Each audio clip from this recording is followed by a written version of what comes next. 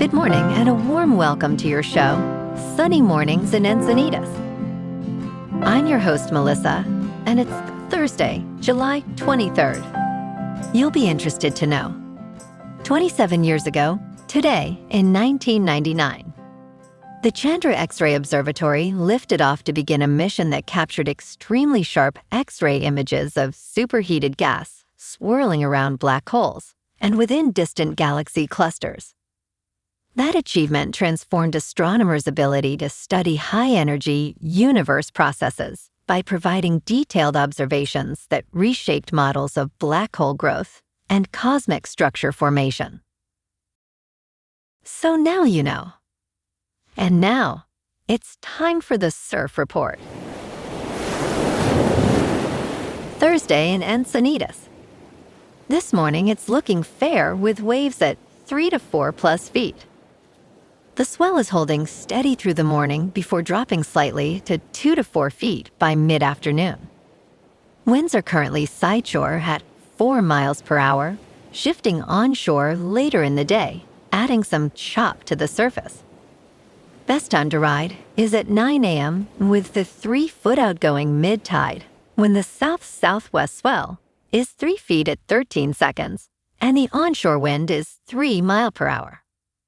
The first high tide on Thursday will be 3 feet just before 8 a.m., followed by a 3-foot low tide at 10:45.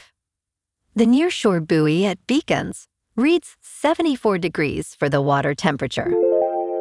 Conditions start off clean with waves around 3 to 4 feet on Friday, but become choppy by midday. Saturday sees a slight increase in size, with clean sets reaching 3 to 5 feet early, though choppy conditions develop later. Sunday maintains 4 to 5 plus feet, but winds create challenging surf throughout the day, improving slightly in the evening. This morning, it's partly sunny, and it feels like 74 degrees with 5 mile per hour wind. The sunset will take place at 7:56, and it will rise again tomorrow at 5:57. It looks like we're in for a mostly sunny day, with temperatures reaching near 74, accompanied by a light southwest breeze, around 8 miles per hour. If you're inland, it will hit a high of 78. Tonight, expect partly cloudy skies, with a low around 71 and a calm southwest breeze, around 4 miles per hour. Looking ahead in the weather. Friday through Monday will be partly sunny with highs around 73 to 74 and southwest winds up to 10 miles per hour on Friday. Nights stay mild and mostly cloudy with lows from about 71 Friday night to around 69 Monday night. Bonjour, food enthusiasts. This podcast is brought to you by Versailles Cafe and Pastries in Encinitas. Nestled on El Camino Real South, just north of Encinitas Boulevard, this cafe is a haven for culinary delights. Indulge in their amazing Eggs Benedict or their gluten-free crepes. You can grab a panini for lunch or just breeze on through to get your morning coffee. They are open every day from 8 to 5. So stop on by and don't forget to tell them Sunny Morning sent you. In local news, firefighters are battling a brush fire known as the Creelman Fire in Ramona, which has burned 315 acres at a critical rate, prompting evacuation orders and warnings for several areas. Evacuation orders indicate that everyone in those areas should leave immediately, while those under evacuation warnings should be ready to evacuate if necessary. A temporary evacuation point has been established at Ramona High School, located at 1401 Hanson Lane, with a large animal evacuation point at the Ramona Rodeo, found at 421 Aqua Lane. A smoke advisory has been issued for all of East County, affecting nearby communities.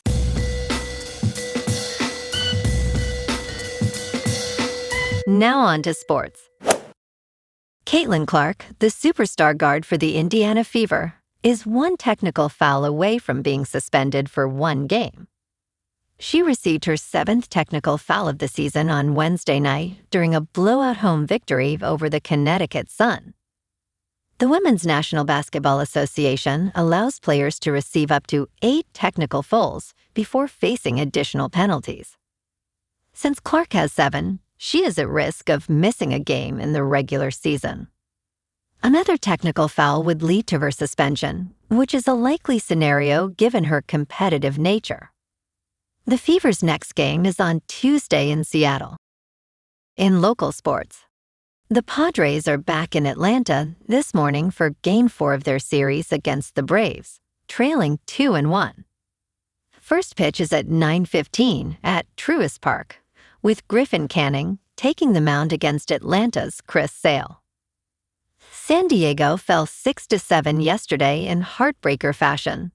Michael King pitched well, but the bullpen couldn't hold on. Jackson Merrill went deep with a 2-for-4 night, and Fernando Tatis Jr. drove in 2, but it wasn't enough. The Padres are 50-52 on the season in a tight National League West race, so a win this morning keeps them alive in this matchup and gives them momentum heading home to Petco Park. Meanwhile, there's some movement in the front office. The Padres are actively exploring a trade involving reliever Wandy Peralta, who gave up 4 runs in that loss yesterday. The left-hander carries a 2.13 ERA through 25 1/3 innings, but carries just $1.57 million in remaining salary, which makes him an attractive deadline piece. The franchise sale complicates things. It's not expected to close until after the trade deadline, leaving some uncertainty about what GM A.J. Preller can move. But this suggests the front office is preparing for tough choices in the coming weeks. In top news, climate change will wipe out about $1 trillion in United States home values over the next 3 decades and hasten economic gaps in United States communities, a report released on Monday finds. Already high insurance rates are escalating, rendering large portions of the nation's largest cities unaffordable, according to a study by First Street Foundation. As property values across the country decline by almost $1 trillion in total, other properties will increase in value to the tune of $244 billion. By 2055, climate-driven weather is expected to hike homeowners' insurance premiums nationwide by an average of 29.4%. At the same time, climate-related migration will have 55 million Americans relocating within the United States over that 30-year period, beginning with more than 5 million this year. Jeremy Porter, First Street's head of climate implications research, states climate change is no longer a theoretical concern. It is a measurable force reshaping real estate markets and regional economies across the United States. The 3 biggest Sunbelt states, California, Florida, and Texas, have taken on more than 40% of the country's $2.8 billion in natural disaster costs since 1980. Data estimates a more than 4-fold increase in premiums in Miami, a tripling in Jacksonville and Tampa, and a doubling in Sacramento, California.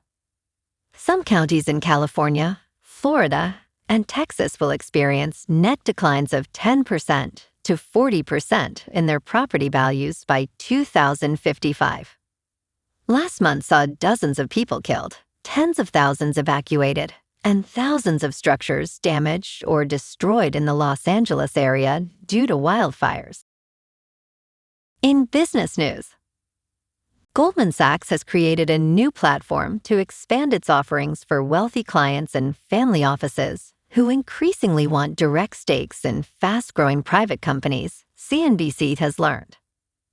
The new group, called the Alternative Investments Platform, combines Goldman's existing alternatives business with 2 newly established teams, according to a memo seen first by CNBC. These teams focus on direct investments in individual private companies and on helping clients buy and sell those stakes. There's been a lot of focus on the big growth tech names. Kristen Olson, Goldman's global head of alternatives for wealth, told CNBC. Goldman's move reflects 2 major trends reshaping Wall Street. The firm has spent years pushing deeper into wealth and asset management for steadier revenues. Successful startups are staying private longer, allowing early investors to capture most gains. Companies are going public at $1 trillion, Olson said. Goldman has been arranging direct investments in later-stage private companies for wealthy clients for roughly 2 decades. The firm's goal is to help clients identify promising companies before they become household names.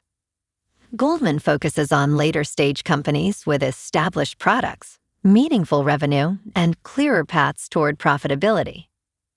The AI investment boom has intensified demand, steering clients toward investments in the infrastructure underpinning AI.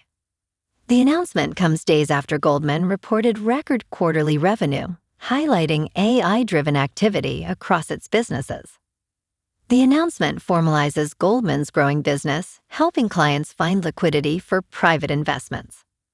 Through its new secondary advisory group, the firm plans to expand a marketplace for clients to buy and sell private holdings.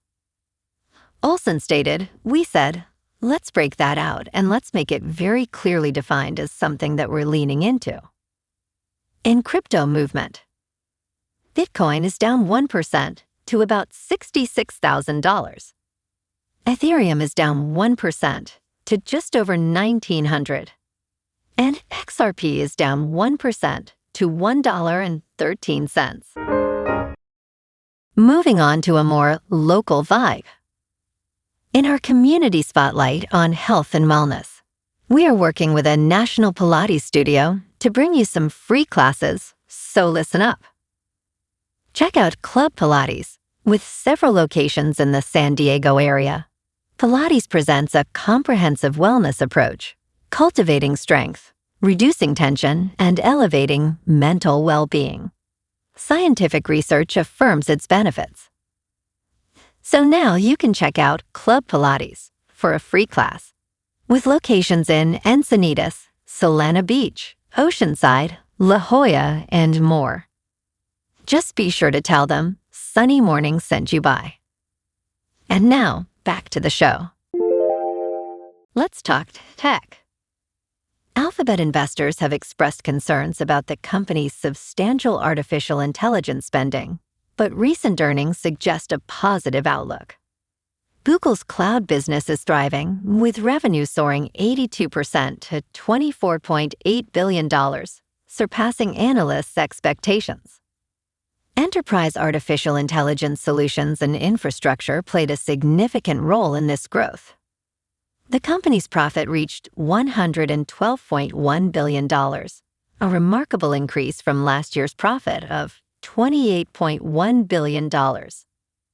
Google Services revenue also grew by 15% to $94.5 billion. CEO Sundar Pichai emphasized the transformative impact of artificial intelligence investments across the business. And in entertainment news, Taylor Sheridan's 2-part Yellowstone spinoff is officially CBS' newest smash hit. Nobody can accuse Sheridan of making predictable television, as he mixes things up, but he almost always guarantees viewers. Despite dividing critics and audiences, Marshals has continued to attract millions of viewers, making it the biggest broadcast hit of the entire television season. According to Nielsen's final 35-day multi-platform ratings for the 2025 to 2026 television season, Marshals finished as the most-watched broadcast television series, attracting $19.3 million viewers. However, it is receiving the weakest critical reception of any Yellowstone spinoff, sitting at 48% on Rotten Tomatoes from critics. Returning cast members include Breckin Merrill and Mo Brings Plenty, while CBS renewed the series for a second season just 12 days after its premiere. You can stream Marshals on Paramount+. Well, alrighty folks, it's time for the quote of the day. And today, and that's a wrap for this morning. You can check out our Instagram, YouTube, and TikTok for some captivating aerial videos with local news and the surf reports. Have an amazing day, my good friends. We'll see you tomorrow with another episode of Sunny Mornings in Encinitas.